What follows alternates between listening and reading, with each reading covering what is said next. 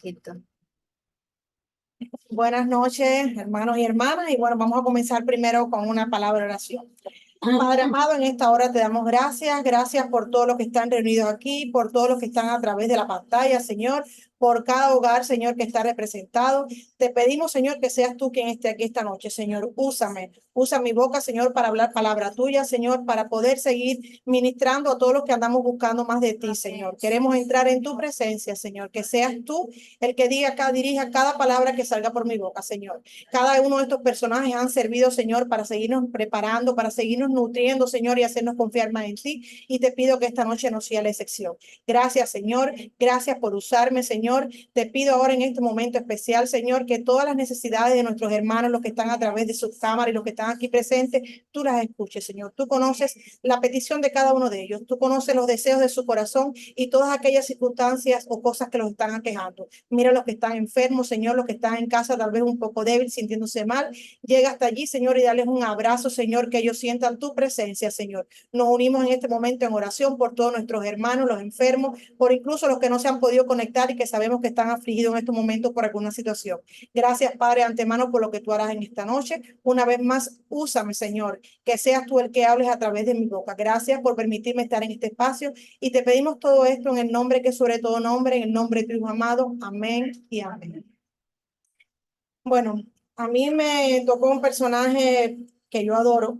Yo creo que mi pastora en su gran sabiduría y mi pastor cuando ellos estuvieron dando los personajes, yo creo que de cierta forma ellos, no porque nada, sino que dieron personajes a personas que tal vez pudiéramos aportar un poco a nuestra experiencia. Y a mí me correspondió el personaje de Ana, la madre de Samuel, un personaje que yo creo que todos conocemos. Lo que voy a decir aquí hoy no es nada nuevo, simplemente vamos a reflexionar y tal vez redarguir un poco más en el conocimiento sobre su historia, pero es un personaje muy conocido y con razón.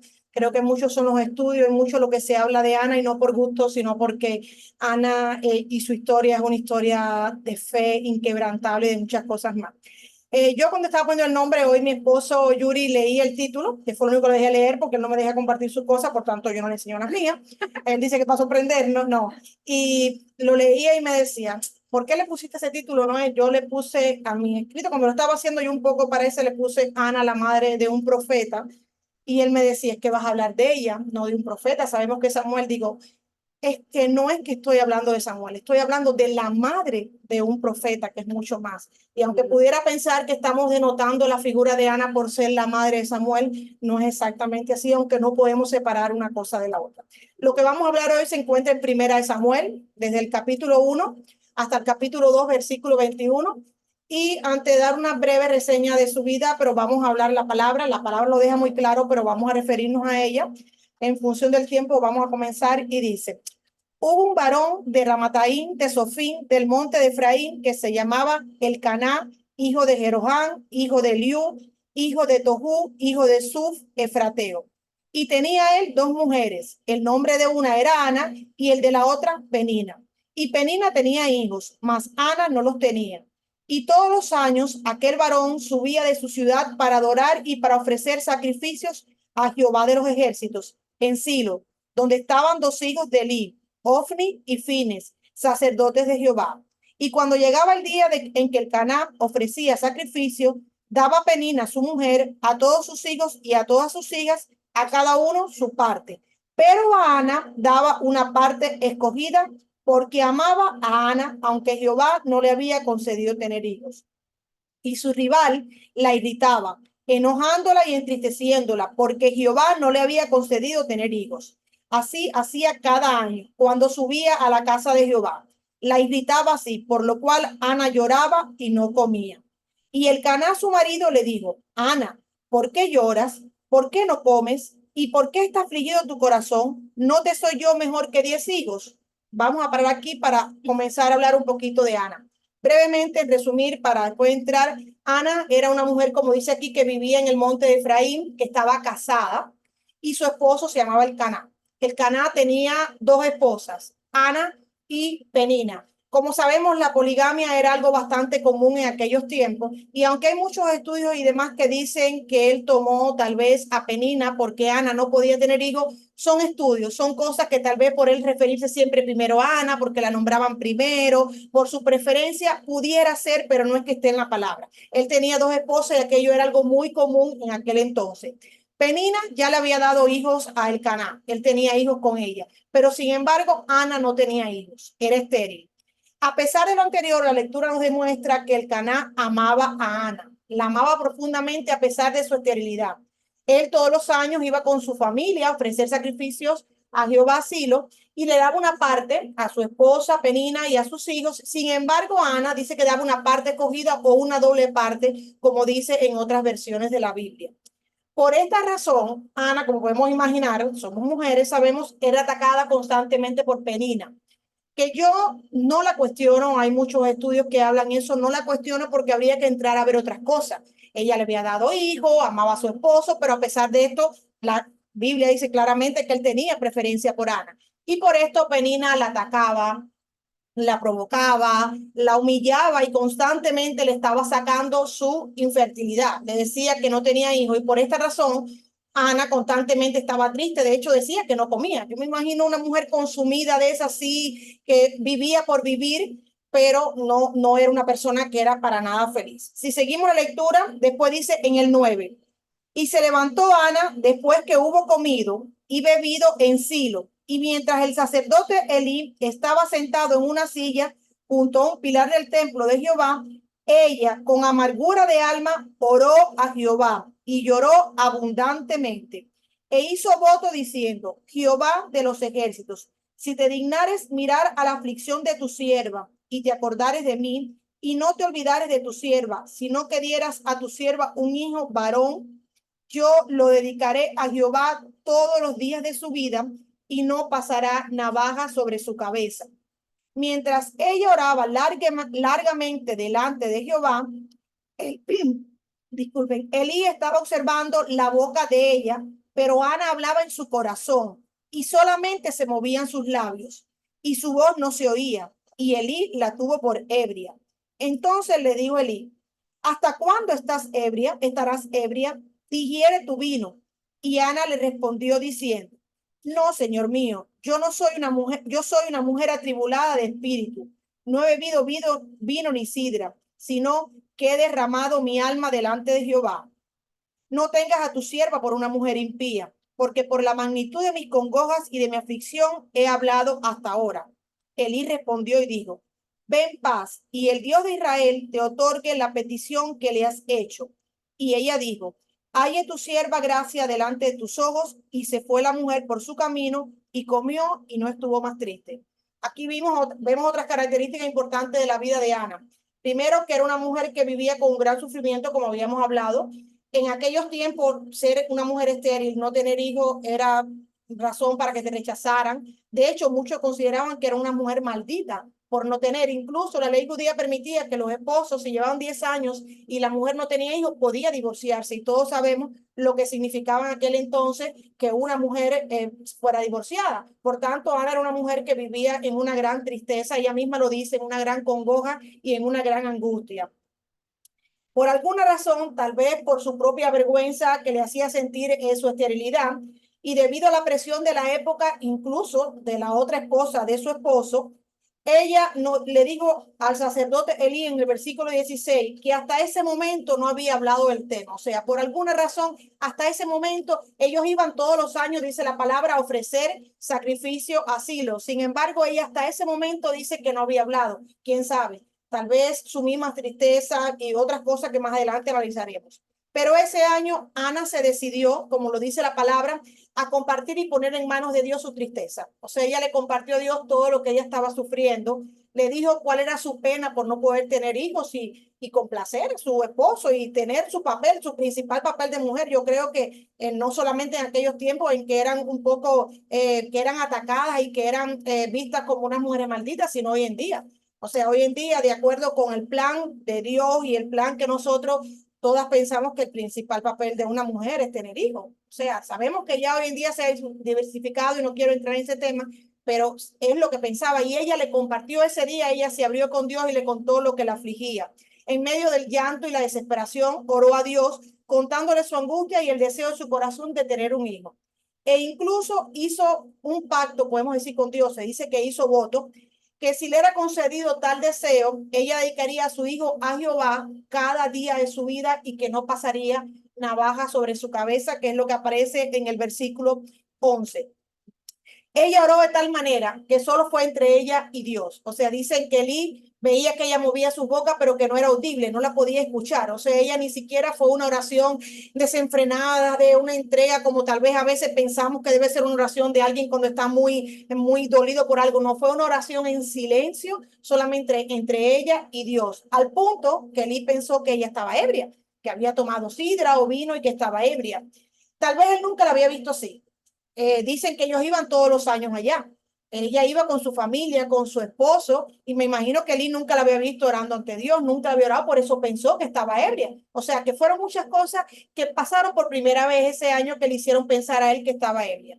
Y vemos que después que el sacerdote le dijo a ella, cuando ella le confesó, no estoy ebria, Señor, simplemente me estoy derramando mi alma ante Dios, como ella dice, ante Jehová. Él le dijo, no te preocupes, ve en paz, que Jehová escuchará tu palabra, escuchará tu oración. Y después de eso dice que ella se fue, que comió y que no estuvo más triste. Eso pasa hasta el versículo 18. En el versículo 19 dice, y levantándose de mañana, adoraron delante de Jehová y volvieron y fueron a su casa en Ramá. Y Elcaná se llegó a Ana, su mujer, y Jehová se acordó de ella.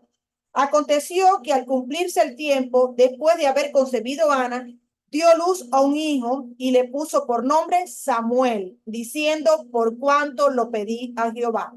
Después subió el varón Elcana con toda su familia para ofrecer a Jehová el sacrificio acostumbrado y su voto. Pero Ana no subió, sino dijo a su marido, yo no subiré hasta que el niño sea destetado, para que lo lleve y sea presentado delante de Jehová y se quede allá para siempre.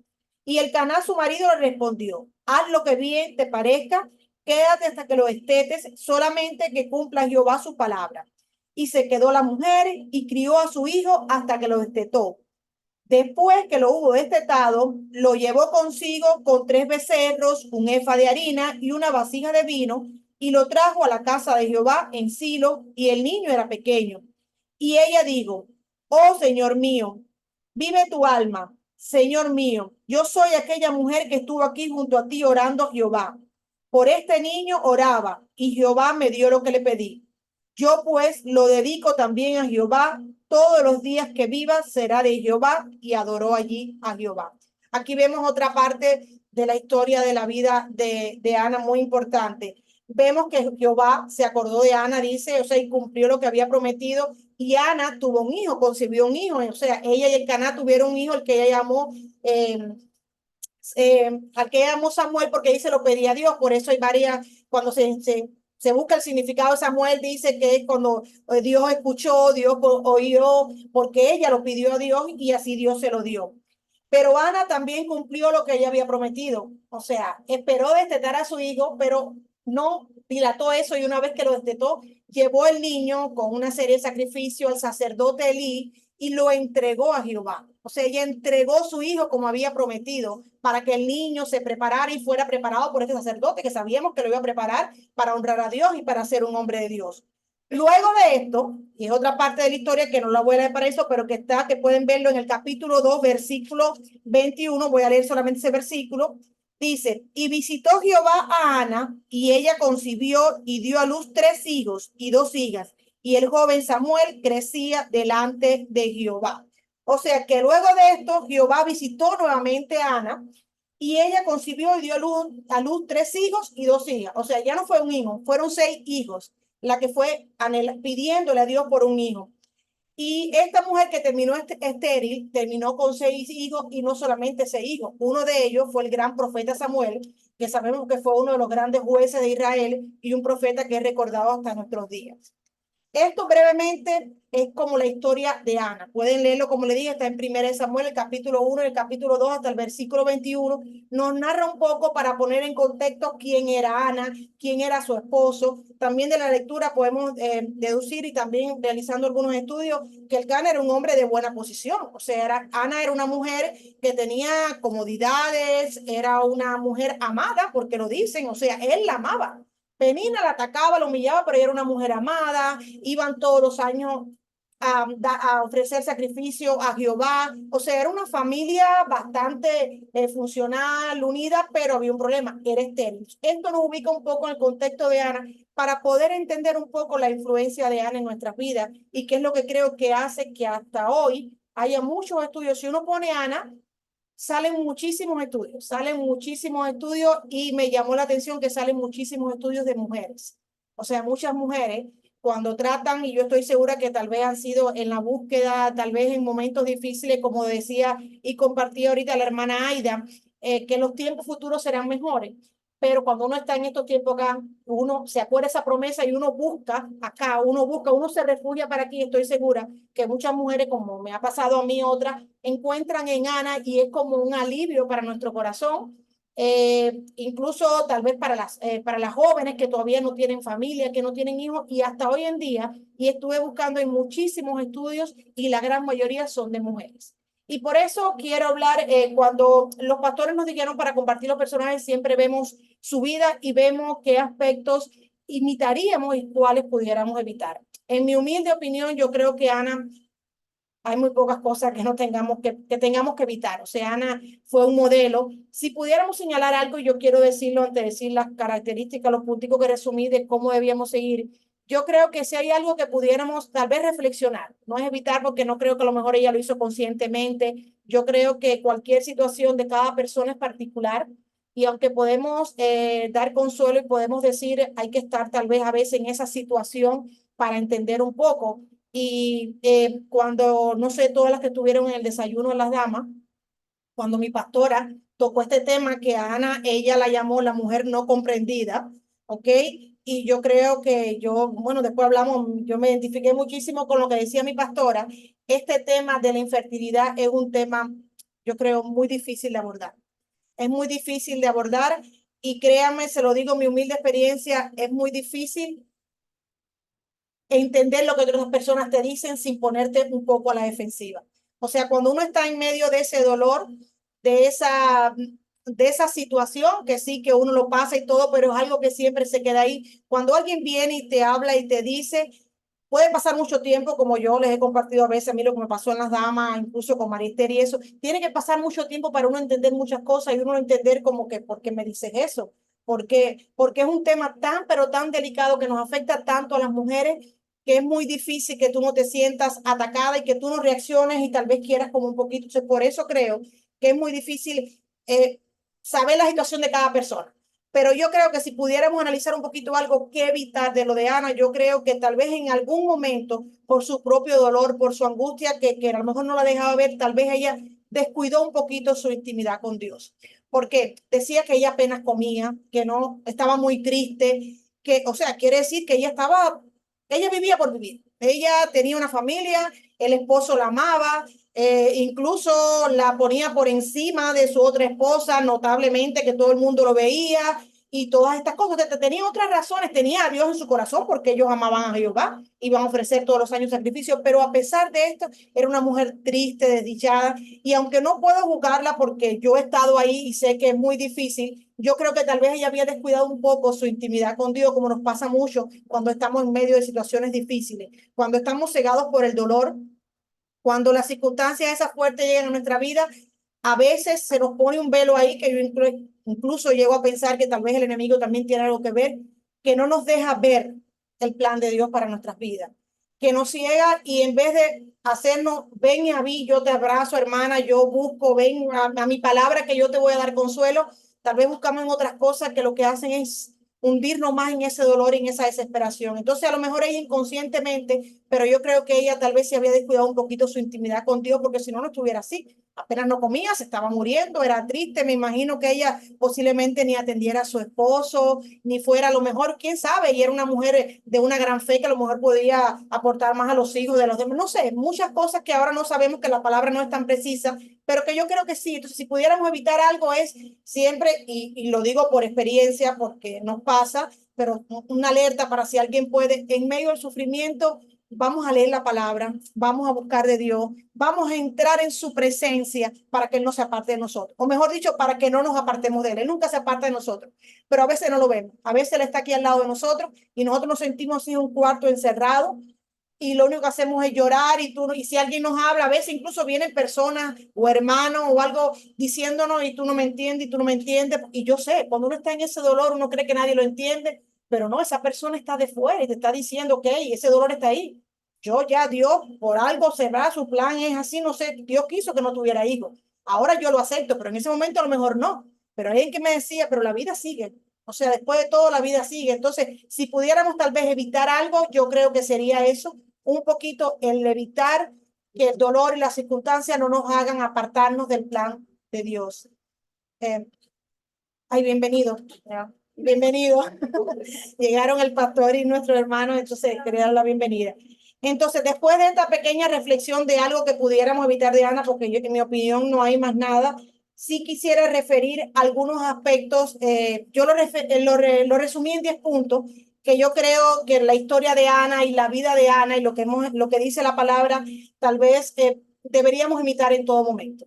Y más teniendo aquí al principio daban testimonio los hermanos, hablaba Edith, hablaba la pastora dándole gracias a Dios, porque Él siempre está ahí, lo decíamos. Por eso yo creo que estos aspectos de la vida de Ana son dignos de imitar. Y yo lo resumí en 10 puntos. Y el primer punto que puse fue libertad en Cristo. La liberación de nuestras cargas a través de entregarlas a Dios en oración. Su esterilidad era su cruz. Yo creo que eso no nos cabe la menor duda, como es la cruz de cualquiera de las mujeres que sufrimos o que hemos sufrido de eso. Incluso aunque ya lo hayamos aceptado, sigue siendo nuestra cruz. Su gran sufrimiento. Al poner esto en manos de Dios, todo cambió para Ana. La oración pasa a la cara que llevamos sobre nuestras espaldas, a las espaldas fuertes del Señor. Primera de Pedro 5:7 dice, echando toda vuestra ansiedad sobre Él, porque Él tiene cuidado de vosotros. Seamos como ella en ese momento en que decidió liberarse de su carga. Algo cambió ese año. Ese año ya no fue como otro año más a llevar sacrificio a Jehová y adorarlo. Ella decidió ir ante Jehová y entregarle su carga. Entonces yo creo que esto es lo primero que pudiéramos imitar. Libertad en Cristo. Cuando nosotros ponemos todo en sus manos, créanme que nos sentimos más libres. Yo no voy a tener hijos. Yo no tengo, bueno, Señor, tú sabes, pero Dios parece no voy a tener hijos por ciertas razones biológicas y eso, pero yo solté eso en manos del Señor. Y Dios, créanme, que me ha gratificado de muchas formas más. Y yo no seré madre biológica, pero sí siento que hay mucho de mí que puedo dar por otros niños, por otros jóvenes, por otras personas, incluso aunque no sean niños. Cuando uno pone eso en manos del Señor, créanme que la carga es mucho más fácil. El segundo punto que yo puse fue derramar nuestra alma delante de Él. En el versículo 15, cuando lo leímos, dice y dice exactamente, me refiero a su palabra, dice, y Ana le respondió diciendo, no, Señor mío, yo soy una mujer atribulada de espíritu, no he bebido vino ni sidra, sino que he derramado mi alma delante de Jehová. Y decidí usar esa misma frase porque yo creo que eso significa mucho. En medio de la angustia, ella buscó su presencia. Yo creo que esto es algo que nosotros debemos imitar. Ese derramar nuestra alma delante de Él es eso, en medio del dolor. O sea, es muy fácil cuando todo está bien, cuando estamos bien, venimos los domingos a la iglesia, compartimos, alabamos al Señor, levantamos las manos, pero en medio de esos momentos tristes y esas tribulaciones, derramar nuestra alma delante de Él. Y yo les voy a compartir algo y parece un poco eso, pero cuando yo me estaba preparando y repasando un poco el estudio, yo decía, ay Dios, y saber que todo esto tú nos vas a hacer ver, o sea, tú nos vas a probar y yo soy parte de eso. Todos ustedes saben que yo tengo a mi papá muy malito. Él ha tenido su recuperación, que es un milagro de Dios. Lo que está pasando en su vida es un milagro de Dios, pero yo sé que está muy mal. Y hoy en el medio del estudio me entra un mensaje de mi tía y cuando yo veo un mensaje de mi tía enseguida lo escucho porque sé que es algo de mi papá. Cuando me entra un mensaje de Cuba y me ponía un mensaje, Lizzy, llámame, tu papá está muy malito. Y yo no pude más que decir, Dios mío. Y aunque es malo porque es fuerte, porque me tengo que mantener firme, porque yo sé que mi papá va a estar aquí hasta que Dios disponga, pero que está muy mal, que pasar en ese momento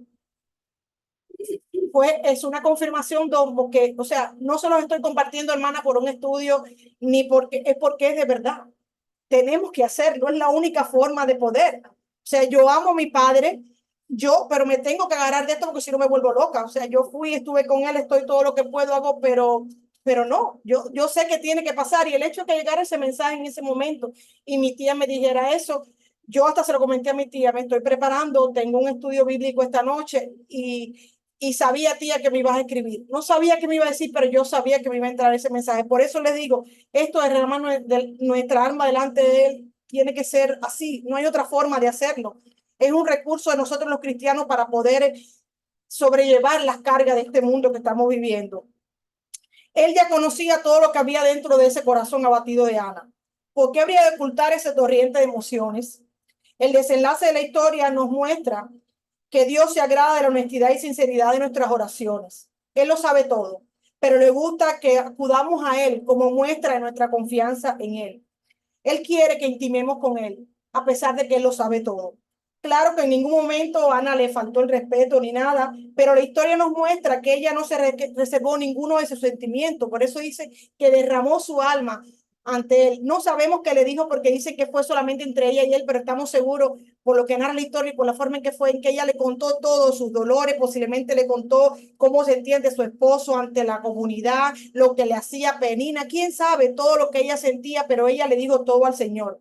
Lo expuso todo ante él, entre él y ella. Y por tanto, yo creo que el derramar nuestra alma al Señor significa eso, abrirnos completamente a Él, sin reserva, ponerlo todo en sus manos, pero no solamente como que decir lo pongo, no, de verdad, que Él sepa. Y Él lo sabe, pero Él quiere que se lo digamos. Él quiere que doblemos rodillas y lloremos. Si hay que llorar, lloramos. Si hay que gritar, gritar. Incluso a veces, yo no sé ustedes, pero a veces hasta le hacemos pregunta a Él cuando sabemos que después le pedimos perdón porque no somos quien para cuestionar su voluntad. Pero Él quiere que hagamos eso con Él porque estamos demostrando que confiamos en Él. O sea, no vamos ni a fajarnos con el mundo, ni a pensar por qué pasó, sino que vamos ante Él. Entonces yo creo que ese es el segundo aspecto. El tercer aspecto que yo creo que es digno de imitación de la actitud de Ana es que tu oración emane del corazón. El versículo 12 del capítulo 1 dice que mientras ella lloraba largamente delante de Jehová. O sea, esto duró un tiempo. Esta acción a través de la oración nos permitirá mostrar a Dios cuánto alegra nuestro corazón la petición que sea. O sea, el estar en ese tiempo con Él está viendo de que de verdad esta mujer quiere ese hijo. De verdad esta mujer está sufriendo porque su padre está enfermo. De verdad esta mujer quiere que no me manifieste en su familia y que se restablezca el matrimonio, o no sé, cualquiera que sea la situación que le presentemos a Dios. Fue una oración ferviente, sincera, genuina. Ana oró realmente con el corazón y con reverencia. Y cuando estaba leyendo esto, encontré un dato curioso que a mí me llamó mucho la atención, y es que Ana oró a Jehová de los ejércitos. Así lo llamó. Y esta es una expresión que aparece más de 200 veces a lo largo de toda la Biblia, en las Escrituras, y se encuentra por primera vez en este capítulo, en el versículo 1, Samuel 1:3, ahí lo dice, que subían todos los años a Silo a ofrecer sacrificio a Jehová de los ejércitos. Y la primera en decir este nombre en las Escrituras fue Ana. Ana oró a Jehová de los ejércitos. La oración de Ana estaba en correspondencia con lo que su corazón deseaba realmente. Fue una oración específica porque incluso le pidió que quería un hijo varón. Recordemos, como dice la palabra en Primera de Tesalonicenses, orar sin cesar.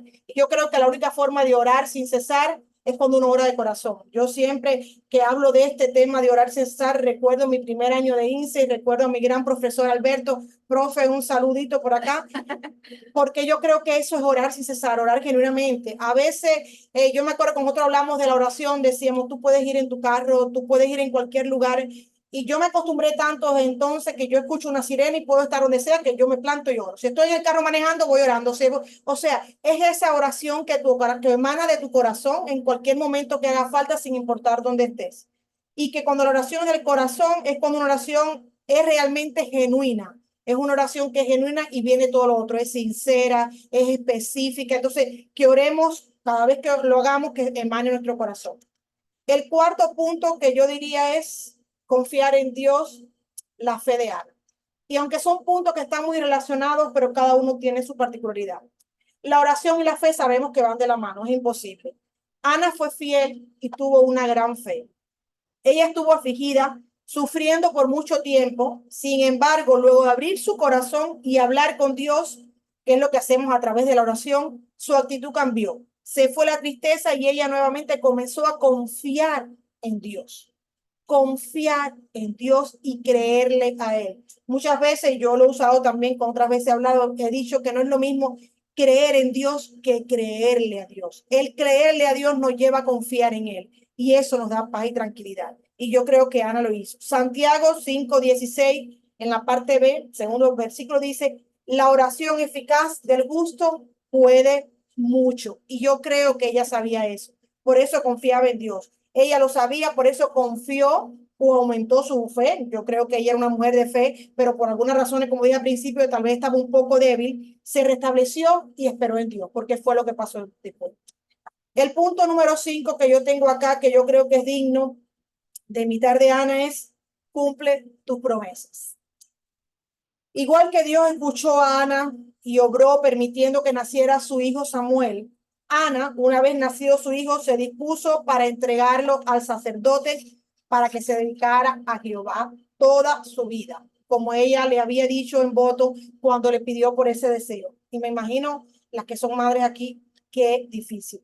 Yo siempre recuerdo una hermana acá en la iglesia que no me qué, pero decía, a mí Dios me pone a prueba cuando me saca el tema de mis hijas. O decía, mi vida es de Dios, pero cuando me pone a mis hijas es como que ahí mismo, porque yo me imagino que para una madre tiene que ser así. Pero sin embargo, Ana cumplió su promesa. ¿Que no amaba a Samuel? Claro que lo amaba. Su único hijo, el hijo tan deseado, pero ella cumplió su promesa. Las personas a menudo en el mundo de hoy hacen promesas en los malos tiempos que luego, cuando llegan las bendiciones, no las recuerdan. Y yo creo que Dios nos salve de que eso nos pase. Muchas veces vamos a Dios en aflicción y cuando todo está bien, cuando la bendición viene en nuestras vidas, se nos olvida quién nos dio las manos y quién nos sacó del hueco. Pero sabemos que Dios bendice cuando hacemos lo que prometemos. Jonás 2:9 dice, mas yo con voz de alabanza te ofreceré sacrificios, pagaré lo que prometí porque la salvación es de Jehová. El sexto punto que yo puse acá es ofrece sacrificio con gozo. Y está muy relacionado con lo anterior. Muchas veces en la vida tenemos que hacer sacrificios, enfrentarnos a situaciones muy difíciles, tristes y dolorosas. Muchas veces hay que dejar ir, otras hay que bajar la cabeza, aunque parezca injusto. Otras somos entristecidos por las palabras o acciones de quienes nos deben amar y muchas otras cosas más que podríamos enumerar.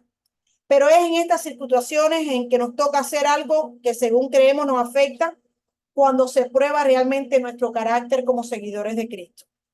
Ana, una vez que concibió a su hijo amado, y lo destetó, fue y lo entregó para que se dedicara su vida a Jehová, como había dicho cuando oraba para que se le concediera ese gran deseo. Y lo entregó con gozo. Dicen que fue ver al sacerdote Elí, que llevó un becerro, los sacrificios, que lo entregó y lo puso en sus manos. Y después de eso adoró a Dios. O sea, lo hizo con gozo, no lo dejó como el de ahí que lo dejo y me voy llorando. No, no, no, no. Ella lo entregó a Dios y luego adoró a Dios. O sea, ella estaba gozosa de lo que había hecho. Quizás Samuel tenía aproximadamente 3 años. Era la edad más o menos que se dice en la que se detestaban aquellos niños. Había sido fácil para Ana poner cualquier excusa para no llevarlo en ese momento, para dilatar esa situación, incluso por siempre, porque era su único hijo. Pudiera decir, Dios me lo diste, ahora me lo vas a quitar, es el único que tengo, pero ella lo entregó y lo entregó con gozo. Entonces yo creo que esto es otra cosa digna de imitar de Ana, no solamente que a veces nos tocan hacer sacrificios en la vida, sino que por algunas circunstancias tenemos que hacer, hagámoslo con gozo. No es que sea fácil, el gozo no significa que estemos felices por la situación que estamos pasando, el gozo significa que lo tenemos a Él en nuestra vida. Y esa es la diferencia de nosotros con las demás personas. El otro aspecto, el punto número 7, que yo creo que podemos poner de imitar a Ana y es más bien como una reflexión, es que las circunstancias no deben determinar quién serás. Sin importar la situación en que nos encontremos o que estés atravesando hoy, confía en que va a pasar. Ana de seguro cuando estaba siendo atacada y humillada por Penina o sintiéndose despreciada, incluso maldita, de acuerdo con lo que pensaban en la época, o en su habitación llorando y triste sin comer, no imaginó nunca que no tendría solamente ese hijo que tanto pedía, sino que tendría 6. Y que uno de ellos sería un gran profeta, un hombre de Dios, justo y amado por muchos. Romanos 8:28 dice, y sabemos que a los que aman a Dios, todas las cosas le ayudan a bien. Esto es a los que conforme a su propósito son llamados. Pudiera parecer un cliché porque lo decimos mucho, pero no, hermano. La Biblia no tiene cliché. Los clichés no los hacemos nosotros en nuestra cabeza cuando queremos justificar algo y decimos, ya lo repetimos. No, esto es palabra de Dios y está aquí y es promesa. O sea, la situación que podamos estar atravesando en estos momentos no es eterna. O sea, yo estoy sufriendo, tal vez por mi papá, tal vez otro por una enfermedad, tal vez otro por un hijo, tal vez otro por una situación económica, pero eso va a pasar porque es la vida. Si no queremos aflicciones, hermanos, si no queremos carga, siento decirles que no sé qué van a hacer, pero no, en este mundo es imposible. Entonces, ella no se imaginó eso y miren lo que pasó con su vida. No solamente un hijo, sino 6. Entonces, ¿quién dice que Dios no va a revertir nuestro problema en un gozo? ¿Quién dice que Dios no va a revertir nuestra necesidad en una bendición multiplicada? Su palabra está aquí y Romanos 8:28 lo dice. Y todo lo que dice la verdad, por lo menos yo creo que es verdad. Entonces, hagamos siempre eso. El punto número 8 que yo creo que podemos imitar es obedecer siempre a Dios. Obedecer, hermanos. Obedecer sin cuestionar, porque nunca sabemos cómo Dios nos va a usar. Nunca vas a saber cómo Dios te va a usar. ¿Para qué planes o propósitos te ha considerado? Hoy, si queremos que nuestras oraciones sean provechosas, también debemos orar con corazones obedientes y con manos limpias. Con manos limpias, porque no sabemos para lo que Él nos está preparando. Primera de Timoteo 2:8 dice, quiero pues que los hombres oren en todo lugar, levantando manos santas sin ira ni contienda. Qué poderoso esto en nuestros días. Si este versículo estuviera por ahí como muchas frases que ponen, créanme que las cosas fueran diferentes. Claro, las personas lo acogieran. Cuánta ira, cuánta contienda, hasta en nuestros propios hermanos.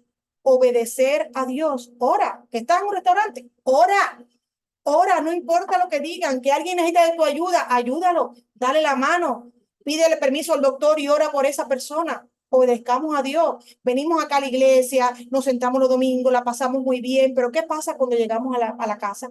Obedezcamos a Dios, busquemos de su palabra, porque nunca sabemos para lo que Él nos está preparado.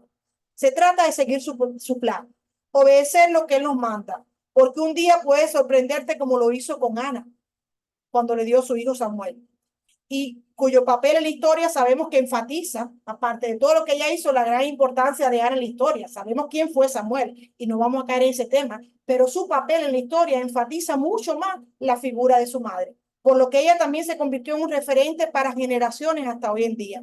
Entonces, vamos a obedecer a Dios, porque tú puedes ser el próximo que use para impactar generaciones, eso no lo podemos olvidar. El punto número 9 que yo creo y que podemos imitar y de cierta forma escuchando la historia de Ana es ser digno o digna de la grandeza de los planes de Dios. Hermanos, no podemos pretender ser tenido en cuenta ni considerado en Dios por sus planes si no estamos preparados. O sea, no hay forma de que Él nos tenga en cuenta si no estamos dispuestos a vivir de acuerdo con sus enseñanzas, de acuerdo con sus palabras. Si no estamos dispuestos a superar el proceso. O sea, es el camino. Por eso decimos que mientras que estemos vivos, estamos siendo sus discípulos y aprendiendo. Es un proceso, pero hay que ir superando cada etapa del proceso. Ana sufrió la humillación y las provocaciones por su esterilidad. Sufrió mucho, no comía, estaba triste, pero Ana también oró, desnudó su alma delante de Dios, le confesó su más profundo dolor y el deseo de su corazón y confió en que Dios la había escuchado y esperó a que él concediera el deseo de su corazón, como le dijo el sacerdote Elí. Y luego, cuando le concedió el deseo, Ana cumplió su promesa y se convirtió en la madre de uno de los hombres más importantes de la Biblia. Es decir, fue un proceso, un periodo de tiempo, pero Ana lo entendió, lo aceptó y lo superó. Sabemos que todo ocurre en el tiempo de Dios, no es en nuestro tiempo, sino yo creo que muchas cosas que hubiera dicho aquí hoy no funcionaron. Pero ¿por qué orar? ¿Por qué confiar? ¿Por qué ser obediente? Porque no es en nuestro tiempo. Podemos querer las cosas, y el pastor hablaba el domingo en el servicio. Queremos que todo sea estilo Mirko Way, de que lo pongo y ya, pero la vida no funciona así, hermanos. Es en su tiempo y él sabe por qué. Créanme que la espera no es por gusto, siempre nos está preparando. Entonces ella aceptó el proceso luego de compartir su dolor con Dios. Sin lugar a duda, Ana, sin darse cuenta durante todo ese proceso, estaba fortaleciendo su carácter. Ella mostró los frutos del Espíritu. Eso no me cabe a mí la menor duda, sin que lo diga ahí explícitamente, pero podemos ver que Ana primero fue paciente, mostró mansedumbre, templanza, mostró su amor. Primero amaba a Jehová sobre todas las cosas, pero amaba también a su esposo, amaba el deseo de tener un hijo y además luego de eso fue gozosa. Primero, a esperar que Dios le concediera su deseo y segundo, a entregar a su hijo.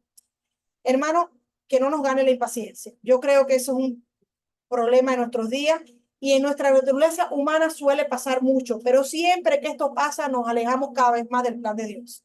Siempre que escuchamos la impaciencia y que nos dejamos llevar por esa impaciencia que nos empuja, nos alejamos más de los planes de Dios para nuestra vida.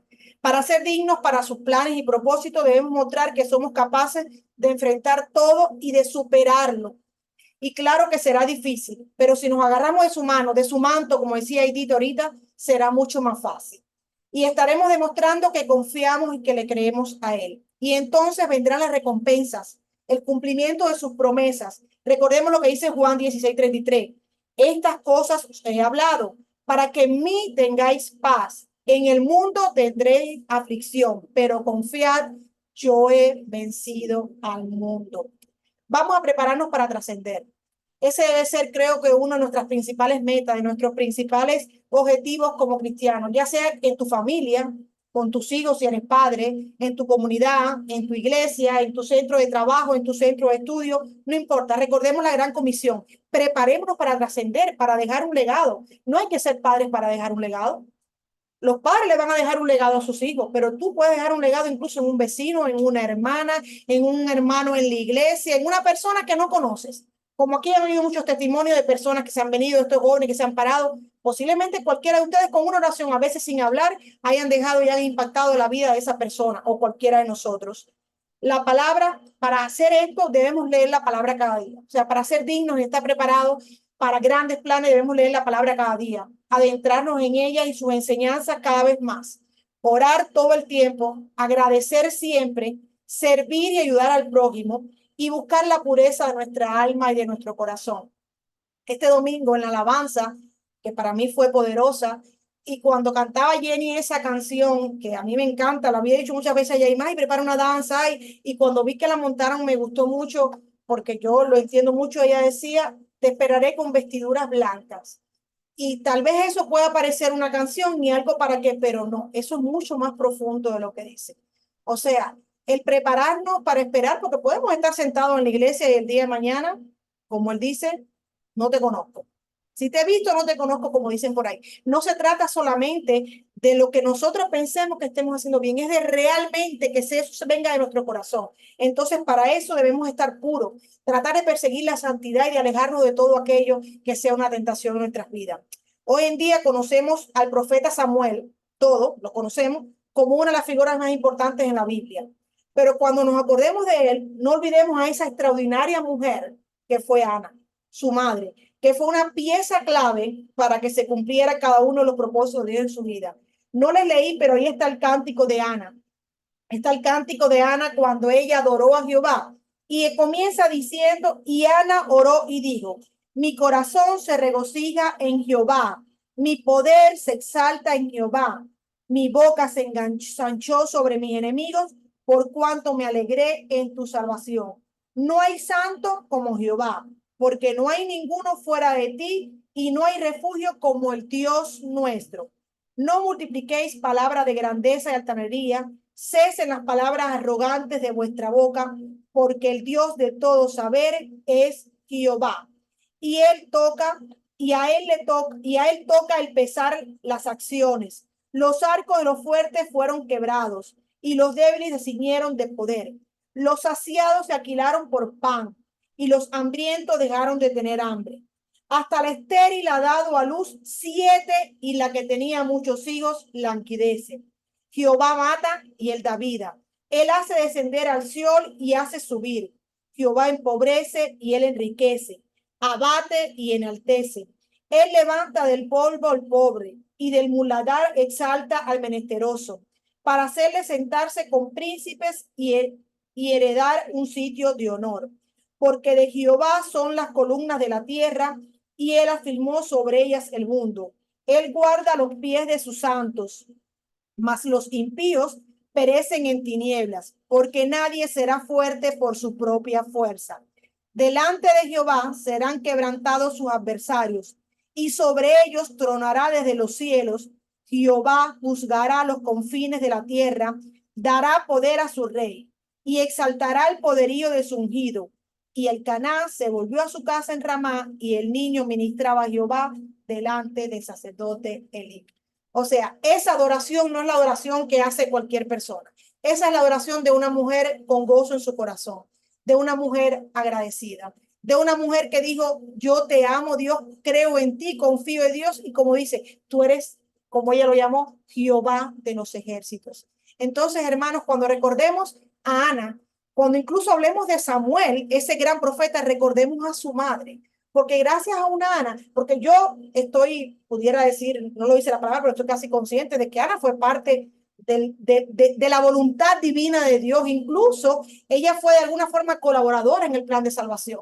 Ella fue quien pidió por ese hijo y Dios concedió ese hijo y no fue cualquier hijo. Fue un hijo que a los 3 años, más o menos la edad que sea, lo puso en manos del sacerdote Elí para que lo preparara y lo convirtiera en el gran profeta y juez de Israel que fue. Entonces, Ana se convirtió en parte de ese plan divino de Dios, de esa voluntad divina de Dios, pero ¿por qué lo hizo? Porque ella oró, porque ella confió, porque ella creyó y porque ella presentó toda su carga y su mayor deseo delante de Dios. Entonces, yo creo que igual que Ana, nosotros podemos tener un papel muy importante en el plan de Dios. Creo que todos lo tenemos. Nadie nació por casualidad. Como sabemos de que estamos en el vientre de nuestras madres, Dios nos conocía. Dios nos llama por nombre. Dios te dice Fidel, Jimena, Ibis, o sea, Dios sabe para cada uno de nosotros qué es lo que va a hacer. Él ve mucho más allá de nosotros. ¿Qué pasa? Que a veces en nuestra impaciencia nos desviamos del camino, pero dejémonos guiar por Dios, porque igual que Ana, podemos impactar multitudes, porque eso fue lo que hizo Ana. Eso fue lo que hizo Ana a través de su hijo Samuel, pero no solamente eso. Hoy en día, Ana es un referente de fe inquebrantable, de confianza en Dios, del poder de la oración y de lo que el deseo de una mujer, cuando se pone todo ella en manos de Dios, puede lograr. Entonces yo creo que eso es digno de imitar. Y el último punto, y más que punto, es como que yo creo la reflexión para mí, lo puse así, y es Hebreo 4:16, que creo que fue lo que hizo Ana y debemos hacer. Acerquémonos, pues, confiadamente al trono de la gracia para alcanzar misericordia y hallar gracia para el oportuno socorro. Y entonces el Rey de Reyes no solo cambiará nuestro dolor en gozo, no solamente nos recompensará, no solamente nos dará ese hijo deseado, sino que nos puede convertir en un modelo que otros quieran imitar en su búsqueda de acercarse a Dios. Y este, sin lugar a duda, es uno de los mayores legados que todo cristiano podemos dejar. Por eso yo creo que estos puntos, estos 10 puntos de la historia que la historia de Ana nos presenta, si los imitamos, estaremos un poquito más cerca de ser lo que Dios quiere que seamos. Estaremos mucho más cerca de ser esos cristianos fuertes, valientes, que incluso en medio de esas situaciones difíciles que tenemos y que si no tienes hoy en día, hermano, qué bueno, pero se van a presentar, vamos a poder enfrentar porque Dios va a estar con nosotros, porque creemos en un Dios que nos ama, pero sobre todo que nosotros lo amamos a Él y que decidimos, antes que todo, ponerlo en sus manos. Así que yo creo que esa es la mayor enseñanza de Ana y yo me disfruté este estudio, aunque lo había leído muchísimo, pero yo creo que siempre que buscamos un referente en la Biblia, terminamos siendo nosotros los más impactados. Termina nuestra vida siendo la más cambiada, la más transformada, porque a pesar de que la había leído muchas veces, leí de Ana cuando estaba triste, leí de Ana cuando estaba buscando respuestas, leí de Ana cuando pensé que podía pasar y la leo ahora y créanme que cada vez me ha aportado algo diferente, pero sigo pensando que es una mujer de una fe inquebrantable que ojalá algún día yo y nosotros podamos ser como ella. Muchas gracias. Gracias. Gracias. Déjame apagar aquí. No se me vayan los de la casa, pero todavía.